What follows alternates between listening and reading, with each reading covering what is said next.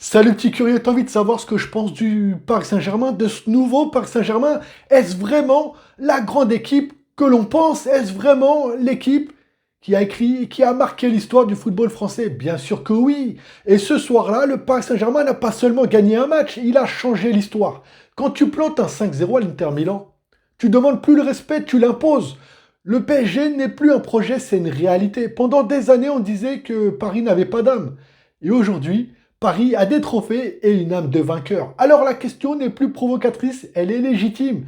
Ce match face à l'Inter Milan, ce n'était pas une finale, c'était une démonstration. L'Inter est venu pour jouer, Paris est venu pour gagner, pour régner. Un 5-0 en finale, ce n'est pas qu'un simple score, c'est un message envoyé à toute l'Europe.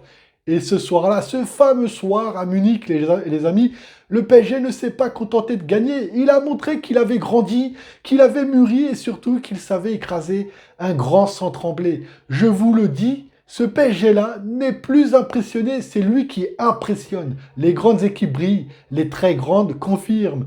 Et face à Tottenham en Super Coupe, les amis, ce PSG n'a pas eu besoin d'être flamboyant. Il a été sérieux, maître du tempo. Tottenham avait l'espoir, Paris avait l'expérience. Le Paris Saint-Germain a appris à gagner moche et c'est une des raisons pour laquelle aujourd'hui ils font peur. Contre Flamengo, le talent ne suffit pas.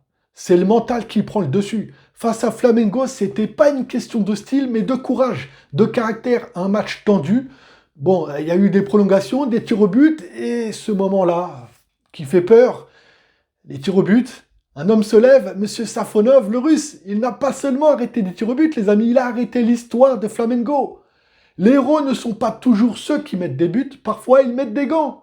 Ce trophée Paris ne l'a pas gagné avec des stars, mais avec le cœur et un gardien qui rentre forcément dans l'histoire du football et du Paris Saint-Germain.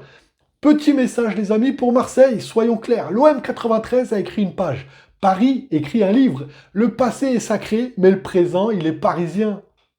En termes de régularité, de puissance et de niveau global, aucune, je dis bien aucune équipe française n'a jamais imposé une telle loi aussi longtemps.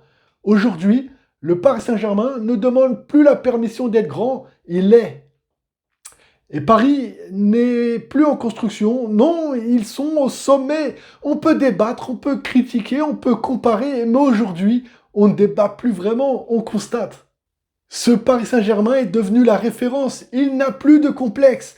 Tu peux le détester, tu peux détester Paris, mais tu ne peux plus l'ignorer. Paris n'est peut-être pas ton club préféré, mais c'est désormais le plus grand. Et ici, on ne débat plus dessus. Et on n'oublie pas ici, on parle football. Like, abonne-toi, ça fait toujours plaisir. Et moi, je vous dis à bientôt pour une prochaine vidéo. Bouh.